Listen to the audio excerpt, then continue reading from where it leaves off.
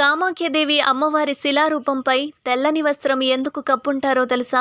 ఇక్కడ విశేషమేంటంటే మానవ స్త్రీల మాదిరిగానే కామాఖ్యదేవికి నెలలో 3 రోజులు ఋతుస్రావం తంతు ఉంటుంది. ఈ రోజుల్లో యోనిశిల నుండి ఎర్రని స్రావం వెలువడుతుంది. ఈ ఎర్రని స్రావం శక్తిపీఠం ముందున్న సౌభాగ్య కుండలిలోని నీరుగా చెబుతారు. మృగశిర నక్షత్రం 3వ పాదంతో మొదలుపెట్టి ఆరుద్ర నక్షత్రంలో మొదటి పాదం వరకు అమ్మవారి ఋతుస్రావం జరిగే ప్రత్యేక రోజులు.